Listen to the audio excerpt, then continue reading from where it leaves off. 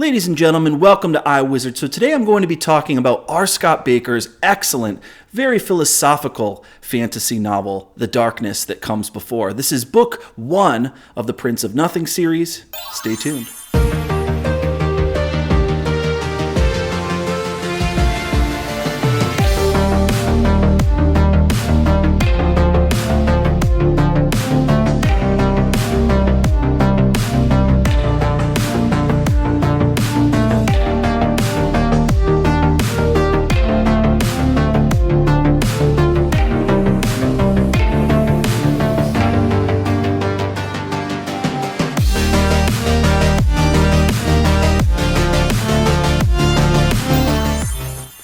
Jordan here. So first, a little bit of context. I've been wanting to review this book for a long time, and I'm happy I'm finally getting a chance to do it. As I said, Darkness is book 1 of a trilogy. It came out in 2003.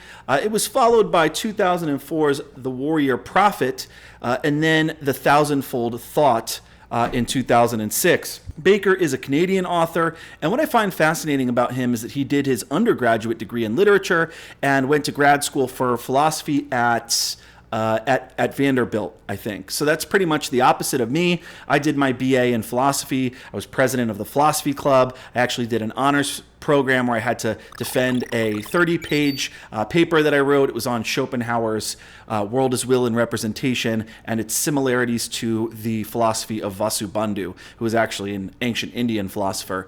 And so I actually went to grad school for English and teaching, and now I teach English and philosophy for a living. But my point is that I've always considered myself a philosophy person deep down, and so it's really exciting to come across a real philosopher's philosopher. This guy has published papers on philosophy of mind and consciousness and epistemology, and so the fact that you have a real working philosopher who turned his hand to writing epic fantasy is really cool, because I feel like there really isn't a lot to choose from when it comes to philosophical fantasy, and there's so much fertile ground there. So anyways, I feel like philosophy and fantasy can be really complementary if you're able to fuse them together in the right way without it being awkward or clumsy. And that's exactly what Bakker does in this book, and that's one of the reasons I loved it so much. With that said, let's do a brief synopsis. What is this book all about? In a world scarred by apocalypse, evoking a time both thousands of years past and thousands of years in the future, a holy war is brewing. The Holy War is the name of the great host called by Maythanet, the Shrya of the Thousand Temples, to liberate the holy city of Shima from the heathen Fanim of Kayan. Word of the Shrya's call spreads across the 3 seas, summoning the faithful from all the great Enrithi nations to travel to Momem and become men of the Tusk.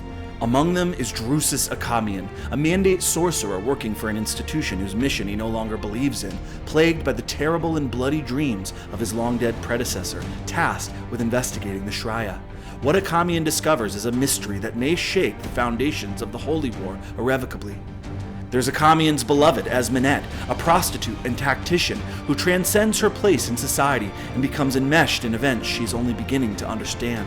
Next is Nayor, a Skilvendi barbarian from a defeated tribe, trained by a Dunyain monk, haunted by his memories and searching for the only man who may be able to heal his troubled past. Then there is the non-Sor Emperor, Akuri Zurias, who seeks to turn the Holy War to his family's advantage. At times cunning and strong, by turns arrogant and petty, Zurias fears the brilliance and power of his brother, Ikuri Confus, a general and martial prodigy who sees war as intellect and life as a game of chess. But the glue holding them all together may be the most mysterious, most intriguing character of them all, Anasarimbor Kelus, a Dunyain monk, part warrior, part philosopher, part sorcerer, from lands long thought dead. Reared and trained by a caste of cloistered sorcerer monks, Kellus's intellectual powers render him godlike. Is he the one? Only time will tell. The Darkness That Comes Before is a history of a great holy war, and like all histories, the survivors write its conclusion. So just a bit of a synopsis there. So before we get into what I liked and what I didn't, and my deeper analysis of Nietzsche and the philosophy of the novel, let's talk about whether or not this book is for you. This is one of those books that gets pegged as you either love it or you hate it. Mark Lawrence actually said on Goodreads, quote, "Given the Bakker talk online, you'd think the man was either the devil incarnate or a sevenfold genius come to show the true way." So what I'm getting from, just kind of asking around and reading reviews is that R. Scott Bakker is kind of polarizing, which puzzles me because, look, R. Scott Bakker is not going to be for everyone. First of all, this is kind of dense. So if someone like Pat Rothfuss, say, or R.A. Salvatore is your limit in terms of how difficult you want your fantasy book to be, this one might give you some trouble. There's a bunch of main characters. There are unfamiliar places and religions and factions and unfamiliar titles and sorcery schools and that sort of thing. And Bakker just kind of drops you in there and expects you to keep up. There's really not a lot of exposition. There's not a lot of hand-holding in terms of the philosophy and some of the more intellectual stuff. So this book is definitely not going to be for everyone. That said, if you're into someone like Steven Erikson, you're not going to think this is dense at all. So I'll just say this. If the last 3 books of Gene Wolfe's Book of the New Sun are a 10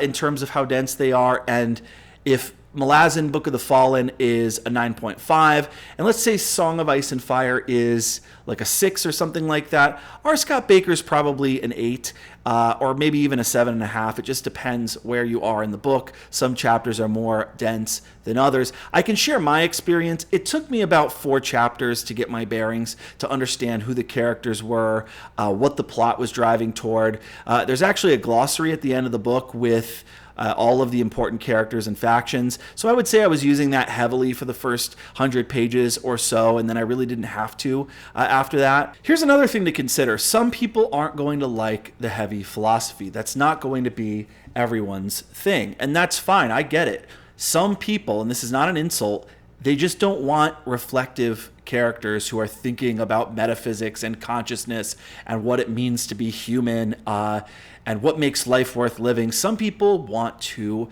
escape these sorts of heavy questions, and that's why they read fantasy, and that's fine. I would say this: if you love philosophy and psychology and political science, if you like grappling with these meta-ethical and epistemological questions, you're going to love that the stuff that you think about is represented in this book. You're going to love how smoothly it's weaved in, how central these deep questions are to the narrative. If you don't know much about philosophy, but you're open-minded and want to give it a shot, you may not understand everything that Bakker's trying to get across, but it definitely won't hinder you from appreciating the story. Maybe some of it will fly over your head, maybe some of it will make you think, but there's a lot to love outside of the philosophical and theological content. It's like parents often say with old Disney movies. There are certain Disney movies where you can just watch it as an adult and appreciate it at a totally different level than your kids that are sitting next to you, right? There are these things the characters say and jokes and innuendos that are made and thematic explorations that will go over your kids' heads, but you can both enjoy the movie at different levels. That's true of this book as well. If you like badass fight scenes, for example, check. This book has several. If you like Game of Thrones style political machinations and backstabbing, check. Plenty of that. If you like journeys and twists and surprises and good characters, this book's got that too. And lastly, I'll just say that the only other thing I can think of that might alienate some readers is how dark the book is, just in terms of the violence and the sexual brutality and all of that. So yeah, the Prince of Nothing series is, I guess you could say, grimdark fantasy. It's gritty. There's plenty of barbarity and battles, and it's just as blood-soaked as our own ancient past was. So it doesn't whitewash any of that stuff. It's filled with morally gray characters, sick and dastardly characters. There are virtuous people, nihilists, brave men and cowards, savory and unsavory characters. So it's true to life in that way, and Bakker doesn't sugarcoat that kind of stuff. So for me, that's really what I want in fantasy. And I know people will say, oh, it's just fantasy. I like to escape with my fantasy. I don't want it to be like the past. Well, For me, it's like counterintuitively, I can't escape if the world doesn't feel real. It takes me out of it. And I also agree with Cormac McCarthy, rest in peace, by the way, who once said that if literature doesn't concern life or death, it's not interesting. But, different strokes for different folks. If you don't like that kind of thing, or if you want, the violence or the brutality to be softened or toned down or dealt with in a more subtle way, there are plenty of other authors, Brandon Sanderson, Terry Brooks, David Eddings, that basically look the other way on this stuff, or at least tone it down. So there you have it. All right, now it's time to dive deeper and get into what I liked. I should start by saying that I pretty much loved this book just overall, flat out. It was pretty much everything I hoped that a dark, epic, philosophical fantasy would be. This book really scratched an itch for me in terms of both style and substance. And it's what I feel has largely been missing from fantasy. Exotic religions and cultures and sorcery schools battling it out for hegemonic supremacy. Peoples battling each other over minor and major theological disputes. Realpolitik, smoky Machiavellian backroom scheming. I like that each chapter starts out with some kind of deep Nietzschean aphorism that connects to the deeper themes. In terms of the magic, it's a soft magic system, but it's also really interesting that there's some philosophical underpinning to the different schools of sorcery.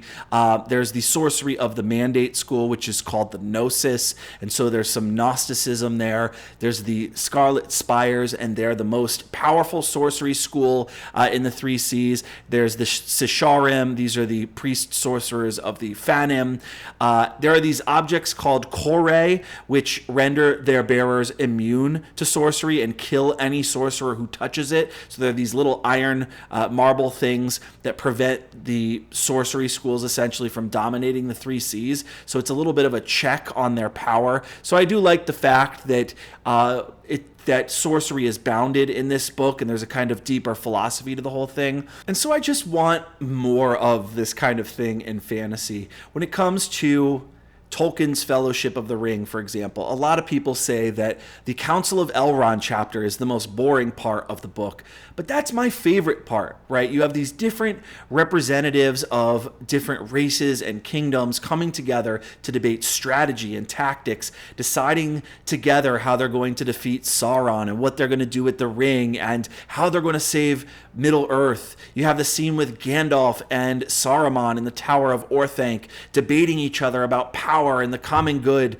But my point is that that's essentially what this whole book is. It's essentially a war of ideologies. It's sorcerers debating philosophy. It's self-reflective, muscled killer barbarians who are having a midlife crisis. It's an incestuous family a la the Lannisters, basically, where the brothers are feuding. And in this case, the mother has a grip on the family and control of her son's mind. And there's so much more. There's the narrative of the sorcerer spy Akamian, which had almost the feel of one of those noir detective stories. Akamian is this world-weary wizard detective almost, who is worn out and slightly overweight, and he's in love with a prostitute, and his young mentee is not going down the path he wants him to, and he's at odds with the Mandate School, and he's baffled by this case he's working on. And so that was really cool too.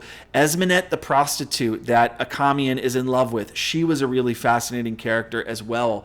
And I just appreciated Bakker's honesty with her character, and you really get to be inside her head, which is wild. And Akamian wants nothing more than for her to quit her prostitution and just be with him and let him provide for her.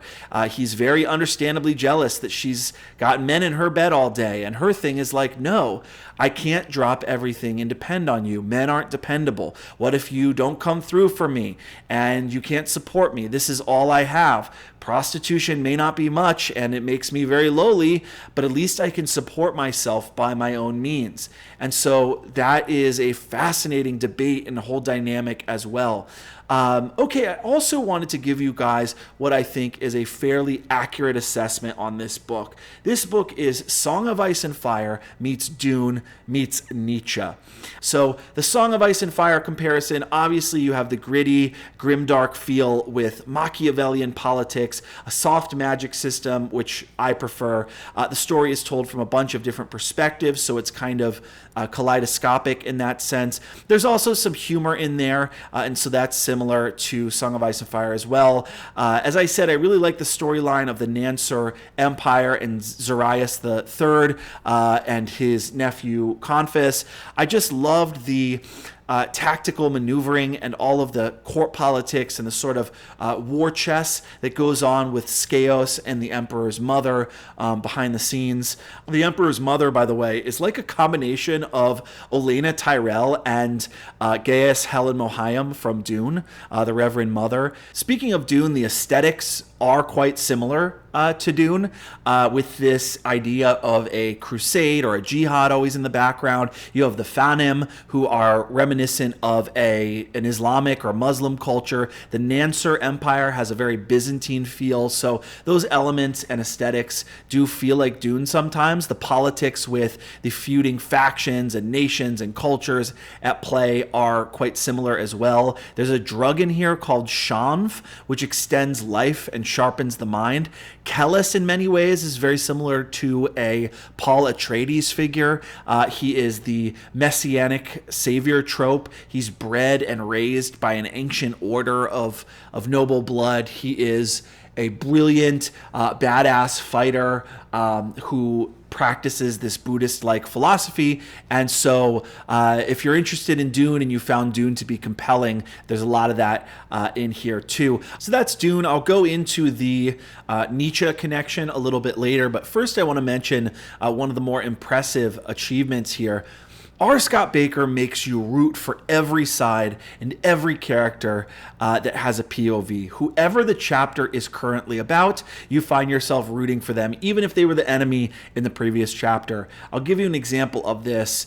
Chapter 5 is in Momem, and it follows Zarias III, as I said, in the Nansur Empire. And so you're reading this, and you're on their side. You want Zarias to get permission from Methanet to run this holy war. You want him to outmaneuver Kelmamunis, and you want him to outmaneuver his mother, and most of all, you want his brother Confus to succeed against the Skilvendi, where no one has succeeded before. And then in the very next chapter, we travel to the land of the Skilvendi, where we meet the other side. We meet Naor, who is a Skilvendi barbarian and a chieftain of the Utamut clan.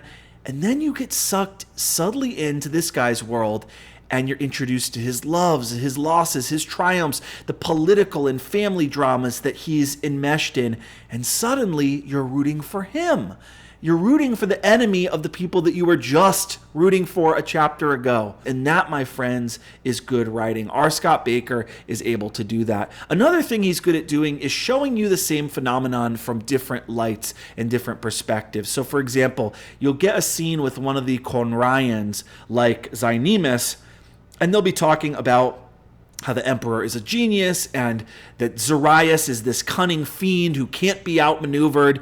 And then the next chapter, you'll get the story from Zarias' perspective, and you realize he's not that cunning. He's just flying by the seat of his pants, and that half the time he's just getting lucky or relying on his brother's military genius. Sometimes Zarias behaves in a manner that is just outright stupid, and that's one of the more brilliant aspects, I would say, about this book, is just Bakker's understanding that in a lot of cases, what we take to be reality is mere perception, and that there's a truth outside of that perception that we often don't have access to, and Bakker's able to switch back and forth. Some of my favorite characters, Akamian was probably my favorite character. I enjoyed his relationship with Zynemis. I really enjoyed his relationship with Kellis as well toward the end. And I like that he's a truly flawed character, someone who's so wise but also so lost at the same time. He is searching for answers to these very deep questions. Why is it that people suffer? Why am I having these dreams? What is my role in the coming apocalypse? And you kind of get to go on the journey with him through all of that. I really thought, too, that the prostitute I mentioned before, Esminette, was fascinating as well. She is pretty unique in a fantasy novel to have a character who is a working prostitute. Her story is of a lowly woman who is reaching for something more. She loves to hear stories from each of the men that she shares a bed with. Tell me, she says to each of her customers, what have you seen that makes you more than other men?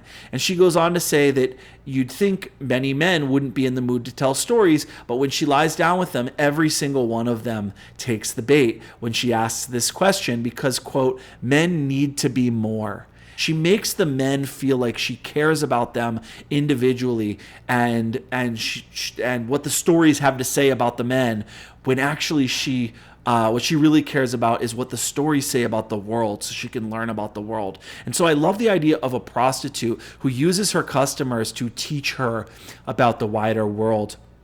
I really enjoyed also the way that everything came together near the end of the story. How you basically have a representative from all these culturally, geographically, philosophically, religiously disparate peoples come together at the end to form this sort of A-team. Okay, so I think we're going to skip the what I didn't like segment and just jump into what I like to call the big idea segment.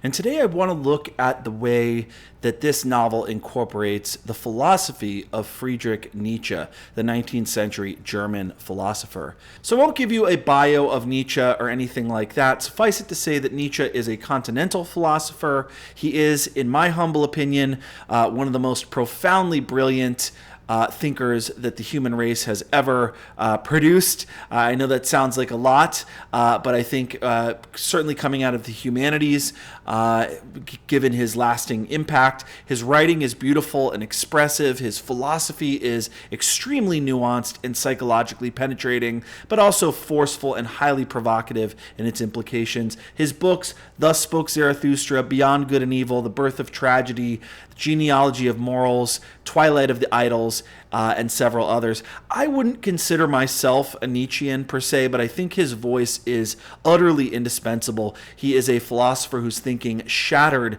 the sort of Western intellectual consensus in about 100 ways. When I'm done with the Prince of Nothing trilogy, I'll probably do a full analysis of how Nietzsche's ideas fit into this trilogy.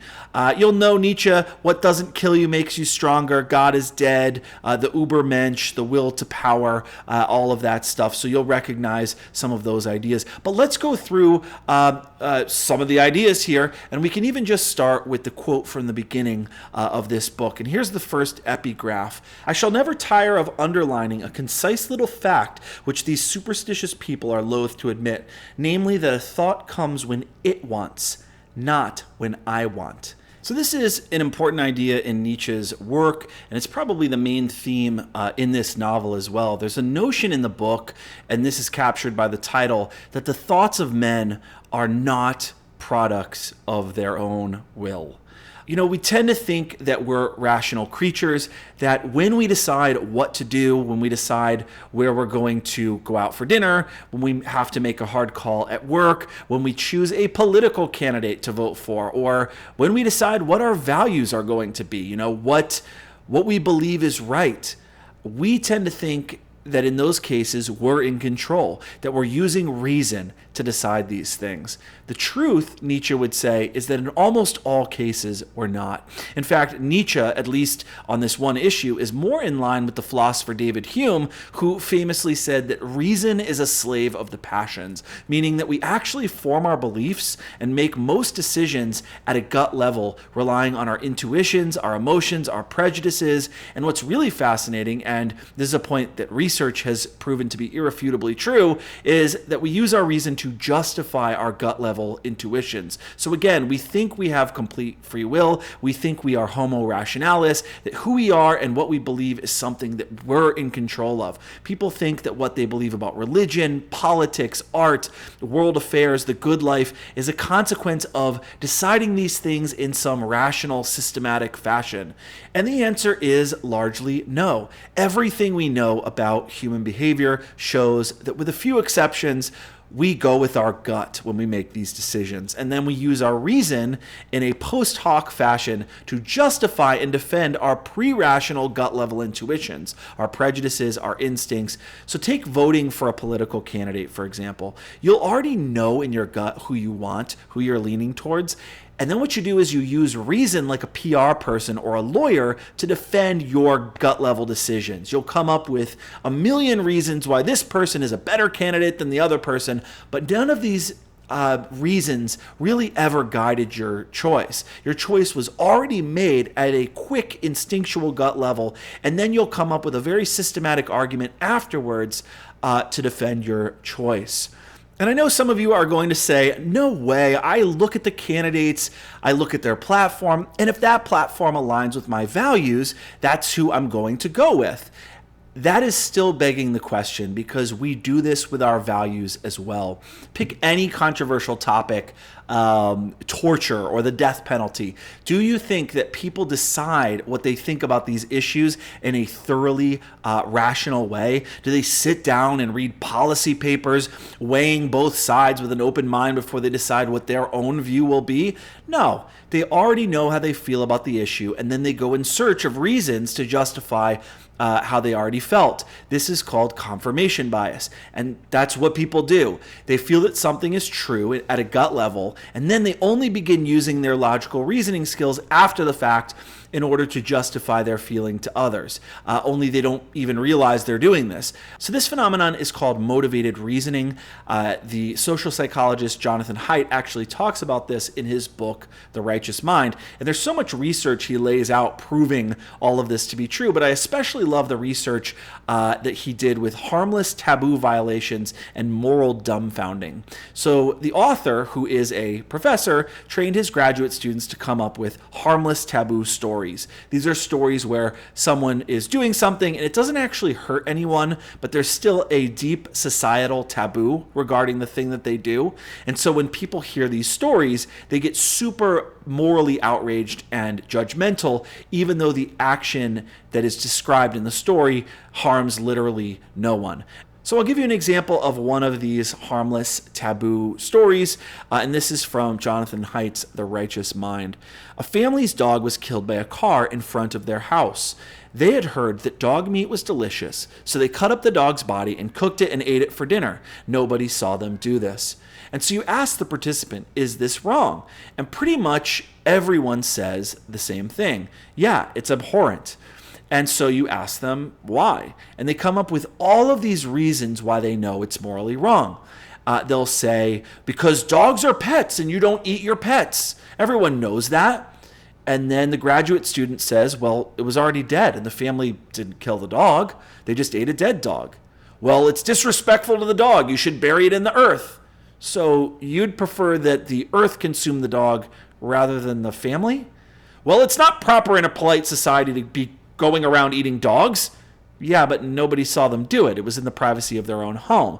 And so the graduate student knocks down every rebuttal, and eventually the participant runs out of objections and says, I don't know then. I can't explain why. I just know it's morally wrong.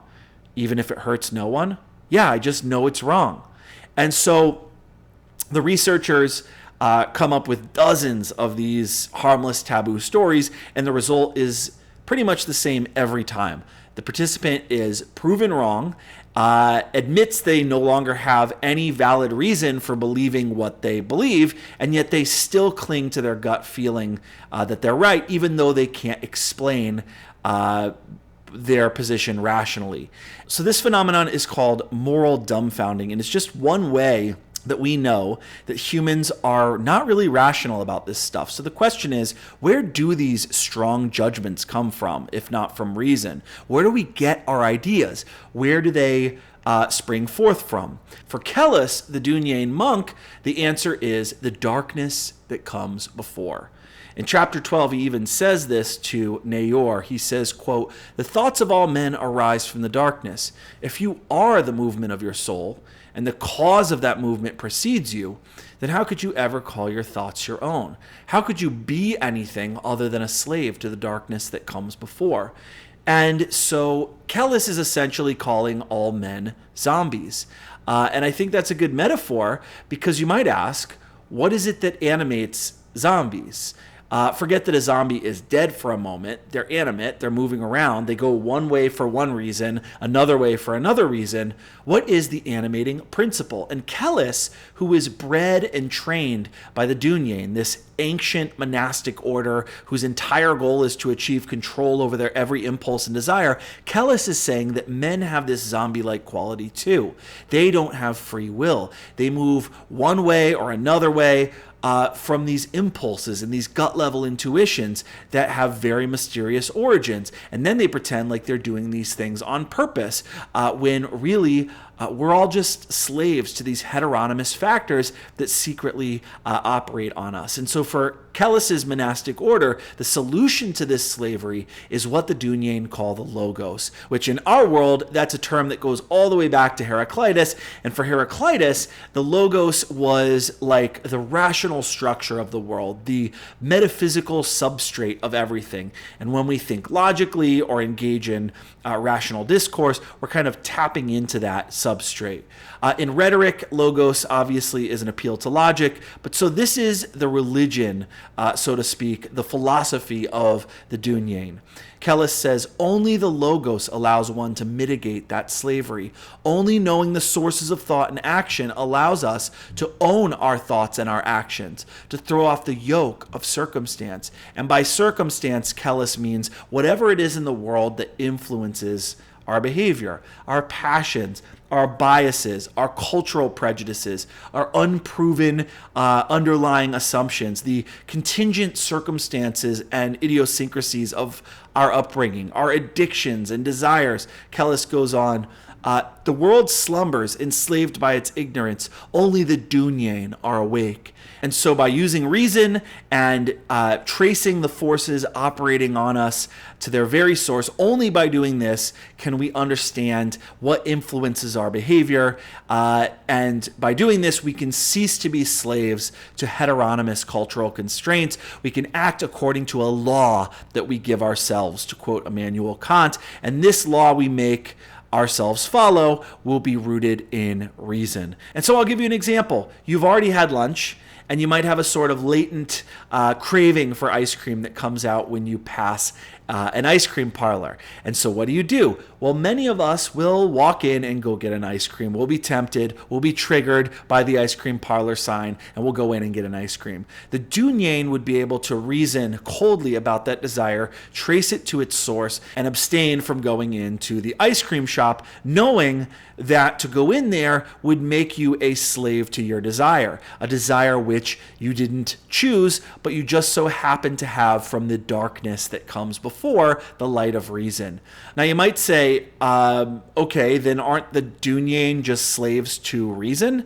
And the answer is pretty much yes. Although Kant would say that exercising your reason and having the self-control to let that guide your decision-making, that in and of itself makes you free. That's what it means to be free. To have free will is to be able to do otherwise in any given situation. It's to have the willpower not to make the bad choice, not to be a slave to your stomach or your loins. Rabbi Joshua Heschel calls this inner freedom. It's what enables you to be autonomous rather than heteronymous. And so as Kellis is essentially lecturing Nayur about this, Nayur thinks, and I'm quoting, thoughts arising from darkness?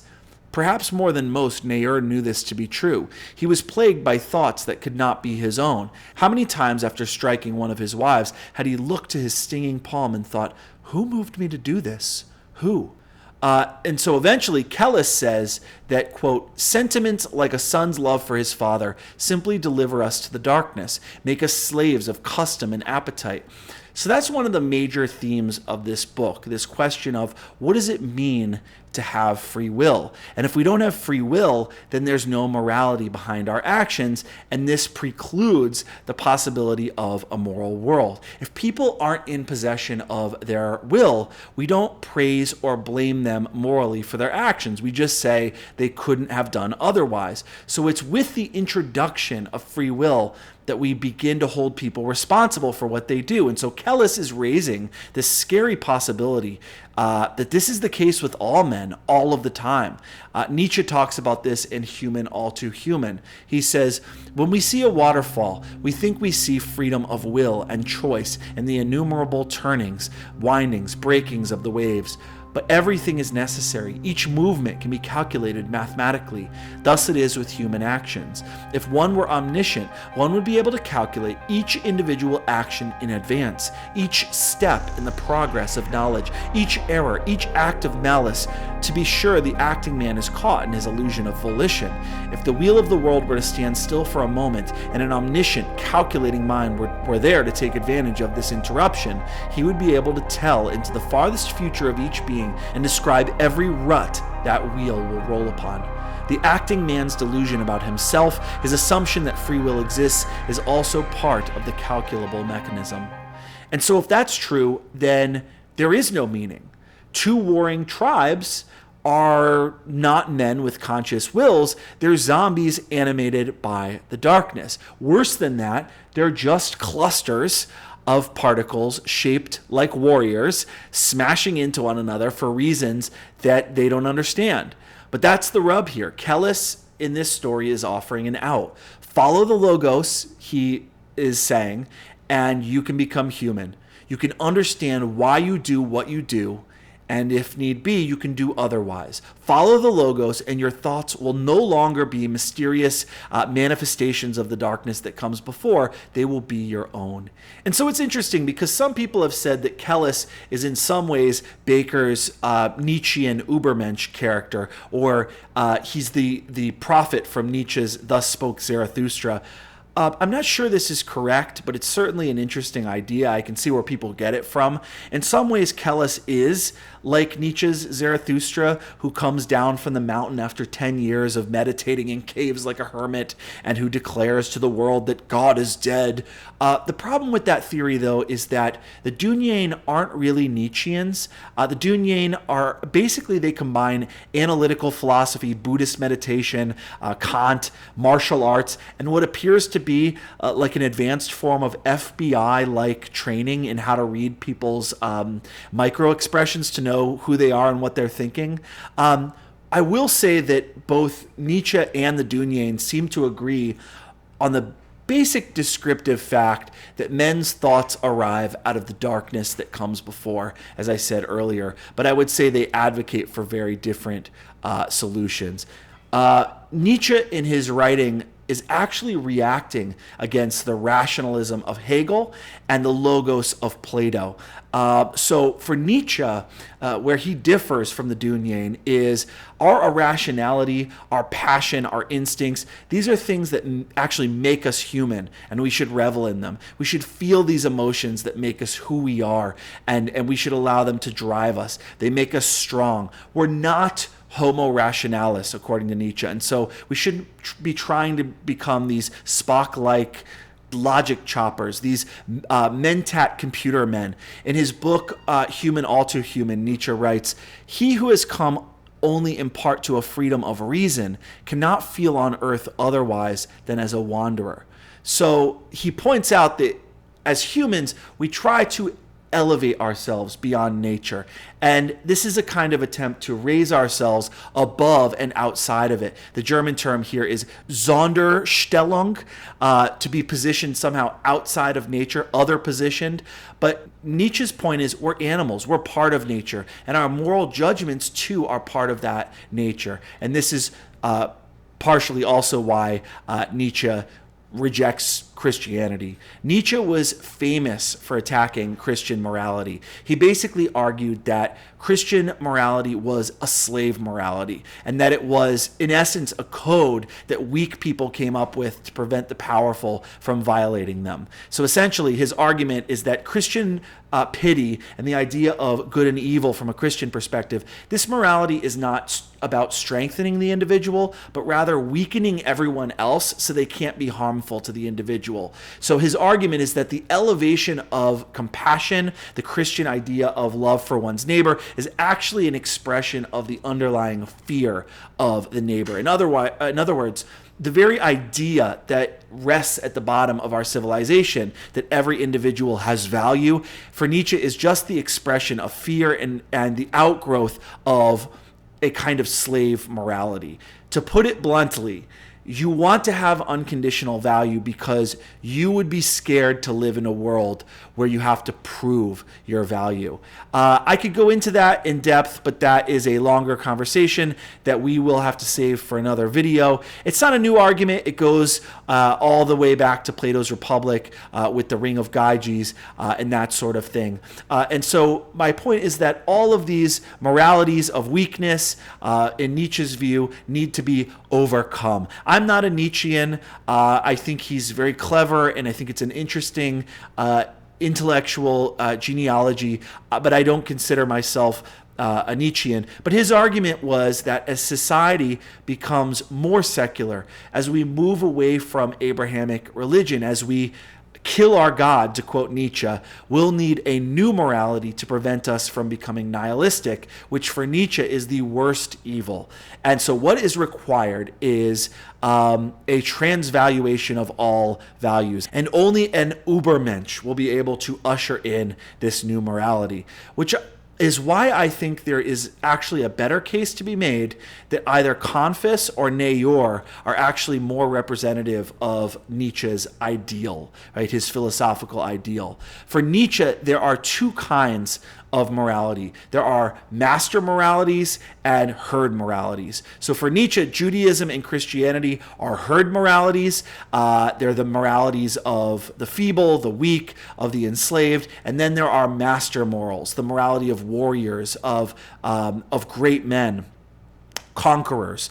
These are people who make decisions on the basis of their strength rather than their weakness. So Nietzsche's whole philosophy is an attempt to supplant the herd morals we've had in Western civilization for the past several thousand years with a new warlike morality that harkens back to the age of the Homeric hero, right? The aristocratic warrior elite, which you can see examples of throughout history. Nietzsche himself basically worshipped Alexander and Napoleon, these great men who created values out of nothing and glory in the fact that their judgments can be enforced in this world independent of any metaphysical construct. Right now, I don't know how the series will ultimately develop. I've only read book 1, but it feels like especially Neyor, who describes himself as a breaker of horses and men, I think reflects that ideal. And I'm going to read a quote here. "We are the people of war," Neyor says at one point in the story. And to be honest, he sounds a lot like Nietzsche. He goes on and he says, "Our God is dead, murdered by the peoples of the three seas." And so Neyor is even quoting Nietzsche. And it's interesting too, because Neyor's name even hints at a Nietzschean principle, which is the will to power. I don't know if Bakker did this on purpose, and this is just a little aside, but for the ancient Greeks, the man of power was called Aner, which is not a far cry from Neyor. All right, so with that, I'm going to wrap it up. I had a little bit more to talk about, some what I didn't like things, some more Nietzschean ideas, but we are running out of time. I don't want this video to go on too long. I'm hoping that when I get through this next book and then on to the third and finish this series, I do plan to do that. Maybe I'll do an in-depth deep dive into how Nietzsche's ideas, here's the Walter Kaufmann edition, how Nietzsche's ideas are featured in this series, how they're illustrated. But for now, that's all I have for you. Please subscribe to this channel. Catch up with us on Facebook. Donate to our Patreon page. Follow us on Goodreads. And until next time, happy reading.